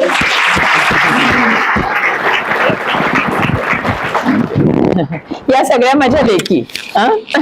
मला स्वतःला लेख नाही पण ह्या सगळ्या माझ्या एवढ्या मोठ्या लेकी आहेत. आतापर्यंत 45 जणांचे आपण आकांक्षातर्फे विवाह लावून दिलेत आणि सगळ्यांचे उत्तम संसार करतायत सगळेजण. आता यानंतर आपण जाणून घेणार आहोत या ठिकाणी अश्विनी कुलट आहे. नमस्कार कर. अश्विनी अत्यंत उत्तम अशी कवयित्री आहे. सगळ्यात महत्वाचं थोडस वेगळं आपण घेऊया. तर हा अश्विनी एकच मिनिट अश्विनी 2 कविता सादर करतोय. एखादी तुझी कविता सादर कर. हा हॅलो हॅलो हॅलो हॅलो नमस्कार.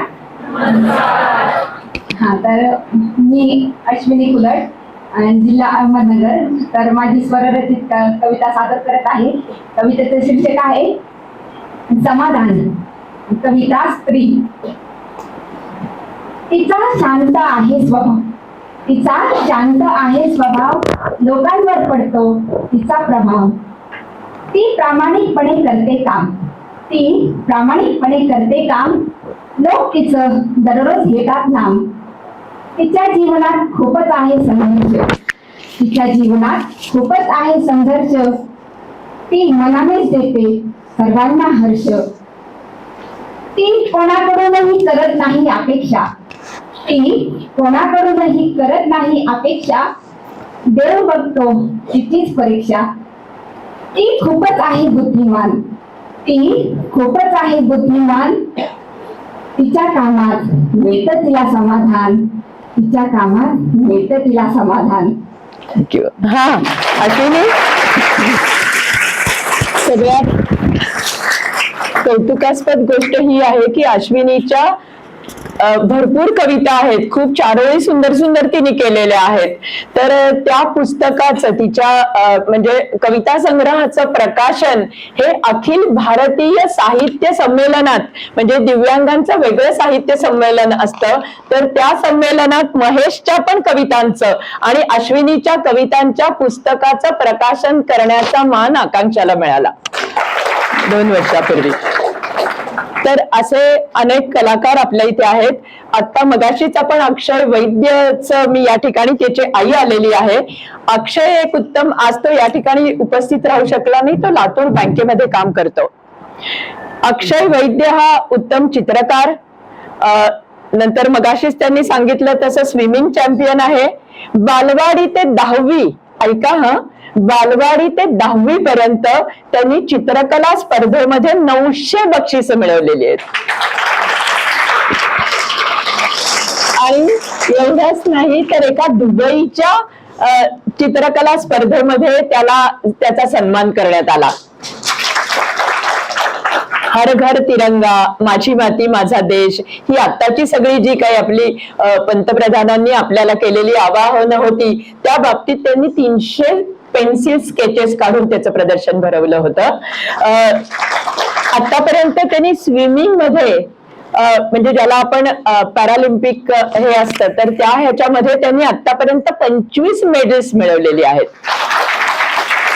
तसंच स्टेट नॅशनल साठी 2 मेडल, आणि सगळ्यात महत्वाचं म्हणजे समुद्रामध्ये गेटवे ऑफ इंडिया, लक्षात घ्या ह, गेटवे ऑफ इंडिया ते मालवण असं अंतर त्यांनी समुद्रामध्ये पार केलं आणि 4 मेडल्स मिळवली.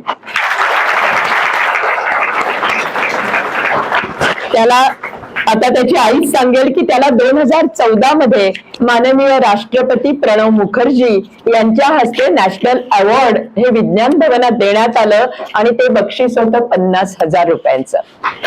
असा हा अक्षय वैद्य प्रथम पासून आकांक्षाशी निगडित आहे. त्याच्या आई, कारण या सगळ्या ह्याच्यामध्ये त्यांचा सिंहाचा नाही, आणखीन खूप मोठा, सिंह हा शब्दही कमी पडेल, की त्यांचा अत्यंत मोलाचा वाटा आहे त्याला पुढे आणणं. कारण त्याची म्हणजे जसे आपण अंजलीला पाहतोय ना, की तिची लॉंग बोन्स ज्याला तुम्ही म्हणता तुमच्या भाषेमध्ये, तर त्या लॉंग बोन्सची वाढ झालेली नाहीये आणि त्यामुळे तो हँडिकॅप आहे, असा एवढाच आहे.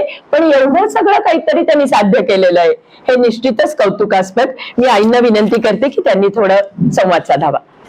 सगळ्यांना नमस्कार. मी अक्षय वैद्य नावाच्या मुलाची आजी.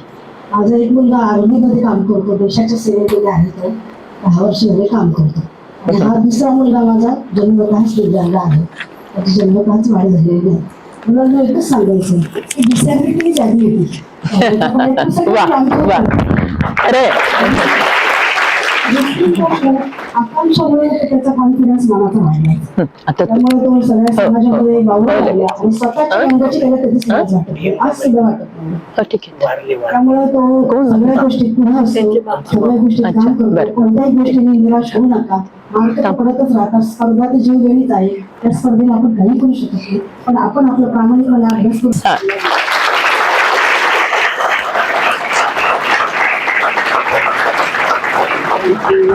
मला पण वाढदिवसाला माझा एक सुंदर स्केच काढून त्यांनी प्रेझेंट. बासरी ऐकायला आवडेल? राजू, बासरी दिली तुझ्या हातात.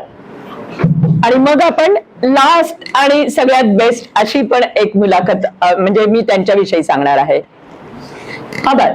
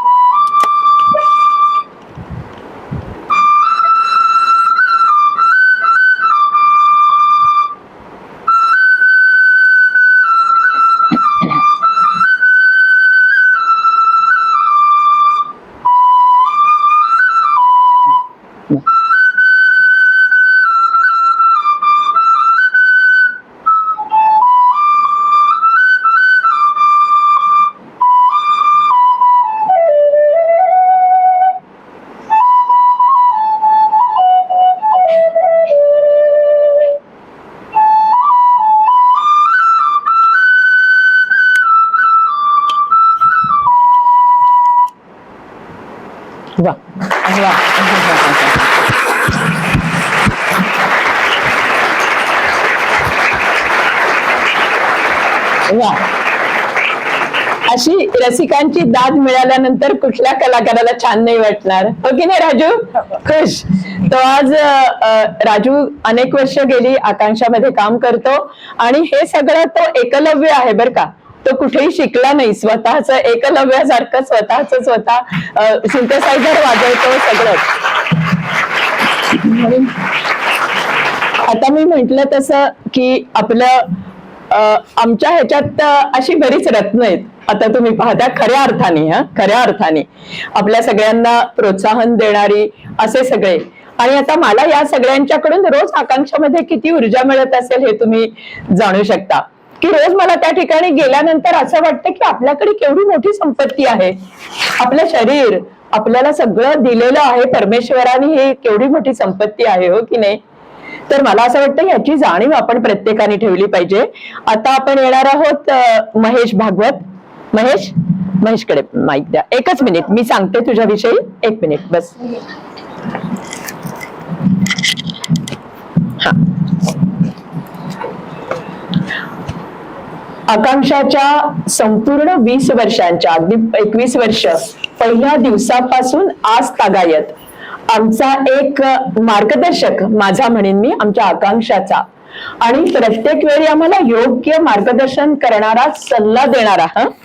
कारण मी स्वतः कुठल्याही प्रकारचं दिव्यांग नाही, त्यामुळे या सगळं मन जाणून घेणं, त्यांची वेदना जाणून घेणं, त्यांचे प्रश्न, सगळ्यात महत्वाचं वेदना जाणण्याचं सामर्थ्य माझ्यात आहे. पण त्यांचं सगळं जे काही जगणं आहे तर त्या दृष्टीने त्यांच्या सगळ्या अडचणी काय आहेत याविषयीचा सखोल अभ्यास महेशचा आहे आणि त्यामुळे सतत तो आम्हाला मार्गदर्शन करत असतो. खर तर जन्मतःच अंध, पुण्याच्या अंध शाळेमध्ये त्यांनी शिक्षण घेतलं. आई वडील दोघंही शिक्षक. महेश अत्यंत असामान्य बुद्धिमत्ता, आपण मगाशी जसं लोंढे सरांचं किंवा परिमलाताईंची असामान्य बुद्धिमत्ता लाभलेली ही व्यक्तिमत्व. 12वीला तो बोर्डात आला. 12वीला बोर्डात आला. ग्रॅज्युएशन, पोस्ट ग्रॅज्युएशन हे सगळं A+ मध्ये त्यांनी पास आउट केलं. त्यानंतर सिनियर लेक्चरर साठी, ऐका सिनियर लेक्चरर साठी जी स्टेट इलिजिबिलिटी एक्झाम जी द्यावी लागते तीही तो उत्तम गुणांनी पास झाला. डेहराडूनला यांच्यासाठी, म्हणजे या सगळ्या ब्लाइंड लोकांसाठी डेहराडूनला टीचर्स ट्रेनिंग डिप्लोमा, म्हणजे जसं आपण B.Ed म्हणतो तसा जो डिप्लोमा असतो तो तिथे जाऊन तो त्या ठिकाणी पण पहिला आला. हे सगळं इतकं ज्ञान मिळवल्यानंतर, ऐका हे सगळं ज्ञान मिळवल्यानंतर ज्या वेळेला तो सगळ्या, म्हणजे आपण ज्याला म्हणू की तो सक्षम त्यांनी स्वतःला सिद्ध करून दाखवलं, त्यानंतर त्याला स्वकमाईसाठी जेव्हा वेळ आली की आपण आता नोकरी बघायची, तर त्यावेळेला त्यांनी नोकरी बघायला सुरुवात केली आणि त्यानंतरचा अनुभव मला वाटतं महेशच आपल्याला सांगेल. महेश. नमस्कार. मी मित्रांनो 12वीला बोर्डात आलो. PA केलो सोर्स शाळा कॉलेजमध्ये.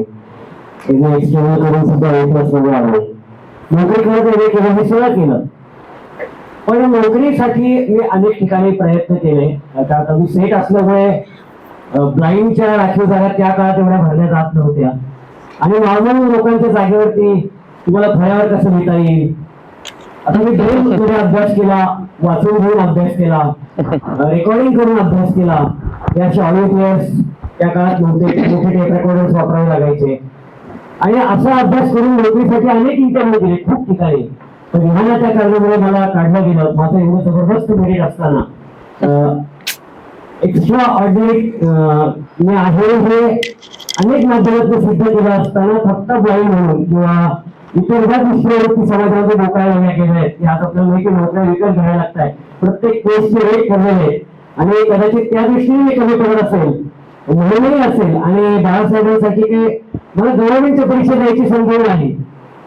मी झडपीमध्ये लागलो, मी स्टाफ सिलेक्शनची परीक्षा पास झालो, वर्क करून माझं सिलेक्शन झालं.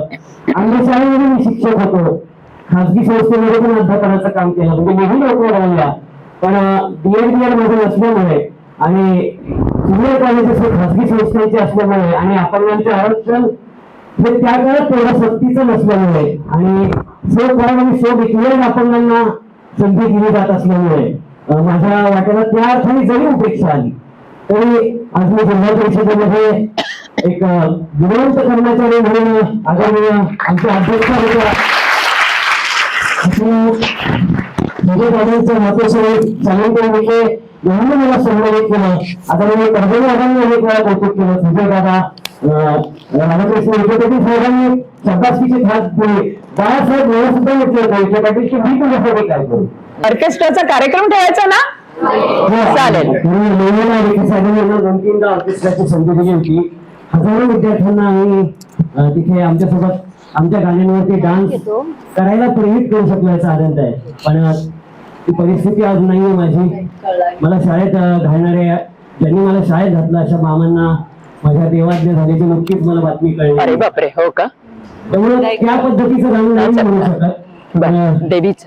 देवीचंच म्हणणं कालचं. हा, काकू म्हणताय तसं एक देवीचं गाण्याचं एक गाणं. हा चालेल. माता जिनको याद करे जो लोग निराले होते हैं, माता जिनका नाम पुकारे किस्मत वाले होते हैं.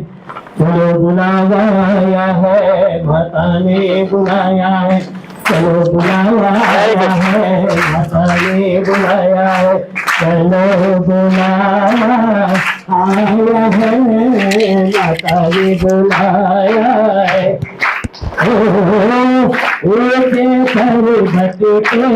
रानी माँ ने दरबार लगाया है, चलो बुलाया आया है माता ने बुलाया है.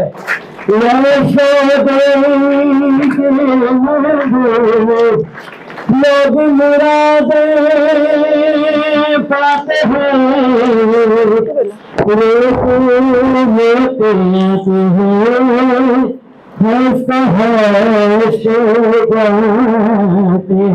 रोते रोते आते हैं, हंसते हंसते जाते हैं. हिंदी कुछ मांगे तो बैठे, जो मांगा वो पाया है, चलो बुलाया आया है माता ने बुलाया है. अब प्रेम से बोलो जय माता दी, सारे बोलो जय माता दी, आते बोलो गाते बोलो. माँ भोली भाली जय माता, माँ कष्ट उतारी जय माता दी.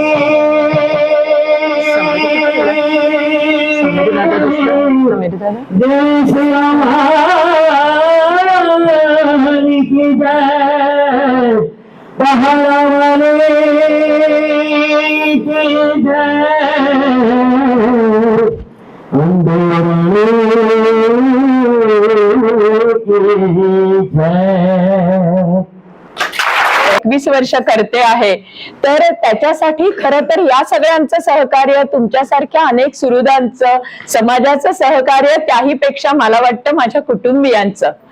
तर माझे पती हेमंत काळे चार्टर्ड अकाउंटंट, ते आमच्या संस्थेचे म्हणजे आमच्याकडे सगळे विश्वस्त जे आहेत आमचे, तर त्यांचा मी आज नामोल्लेख करणार आहे की त्या विश्वस्तांच्या शिवाय एवढ्या विश्वासाने समाजामध्ये, कारण आपण कुठलंही सरकारी अनुदान घेत नाही, आमचे बरेच उपक्रम त्या माध्यमातून आम्ही संस्था चालवतो. हा मला अत्यंत अभिमानास्पद असं वाटतं की माझ्या या कुटुंबियांचे, हा माझा मुलगा आहे समीर काळे, हा माझा मुलगा आहे समीर काळे, तो मुंबईला सिनेमॅटोग्राफर, म्हणजे बरेच आपण रियालिटी शो, तुम्ही केबीसी वगैरे बघता, IPL बघता, अगदी वर्ल्ड कप पर्यंत एरियल फोटोग्राफी आणि समुद्रातली एरियल फोटोग्राफी मध्ये जे 7 संपूर्ण भारतामधले टॉपर आहेत त्याच्यामध्ये तो आहे ड्रोनचा. मुंबईमध्ये स्थायिक आहे, पण आकांक्षाची जी मी मेडिकल पाकिटं तुम्हाला मगाशी म्हटलं, तर त्या मेडिकल पाकिटांची रद्दी मिळवण्यासाठी जी वणवण करावी लागली, लोक अत्यंत अपमानास्पद वागणूक द्यायचे, तशीच विकता नाही. जेव्हा आम्ही आमची गुणवत्ता सिद्ध केली तेव्हा लोक आम्हाला विचारायला लागले आणि त्याच्यानंतर आम्हाला ऑर्डर मिळायला लागल्या. पण तिथपर्यंतचा अपमानास्पद जो प्रवास होता त्यामध्ये हा माझा साथीदार होता, दोन्ही मुलं माझी. अनेक ठिकाणी 10 ठिकाणी मला तुम्हाला एक सांगावंच वाटतं की जेव्हा सुरुवात केली आकांक्षा, तेव्हा माझ्याकडे आम्ही सायकलवरती मी 5-5 हजारची पाकिटं घेऊन मेडिकल स्टोअरना जायचो, मी आणि माझा भाऊ. आणि जेव्हा त्यांना आम्ही आकांक्षाची माहिती द्यायचो तेव्हा ते लोक रिजेक्ट करायचे की अशा लोकांनी केलेली पाकिटांना मी हात सुद्धा लावणार नाही. आणि हे फार्मासिस्ट म्हणायचे चांगले चांगले. आणि मग घरी येऊन मी आईला म्हणायचो, आई आपण एवढं सगळं करतोय पण कोणी विकतच घेत नाहीये, तर आपलं विकलं कसं जाणार. पण मग हळूहळू लोकांची मानसिकता बदलत गेली आणि आता तुम्ही सगळं ऐकलं आहेत आणि now we R world wide आणि खूपच छान सगळा प्रवास झाला आणि आता सगळ्यांना एक वेगळा कॉन्फिडन्स मिळाला. आणि मी नेहमी या सगळ्यांना ब्लाइंड लोकांना माझं एकच सांगणं असतं की पीपल लाईक अस, डोळस जे आपण स्वतःला म्हणतो, सो मला त्यांना दरवेळी मी त्यांना सांगतो की you are lucky enough because only people like them can see the god made world. People like us, all we are seeing is a man made world.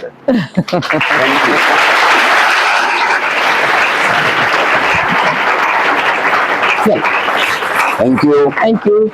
Thank you everyone. चला. श्री गायके सर्व टीम, आपल्या मदतीमुळे हा कार्यक्रम यशस्वीरित्या पार पडला त्याबद्दल आभार. हा कार्यक्रम आयोजित करणारे सोशल सेल व सोशल सेलचे सर्व सदस्य यांचे देखील आभार. या कार्यक्रमासाठी उपस्थित सर्व विद्यार्थी व व्हॉलंटियर्स यांचे देखील आभार. शेवटी प्रत्यक्ष व अप्रत्यक्षरित्या ज्यांनी सहकार्य केले त्या सर्वांचे मी ऋण व्यक्त करते. धन्यवाद. जनगण मन अधिनायक जय हे भारत भाग्य विधाता. पंजाब सिंधु गुजरात मराठा द्राविड उत्कल गंगा. विंध्य हिमाचल यमुना गंगा उच्चल जलधि तरंगा. तव शुभ नामे जागे, तव शुभ आशीष मागे. गाहे तव जय गाथा, जन गण मंगल दायक जय हे भारत भाग्य विधाता.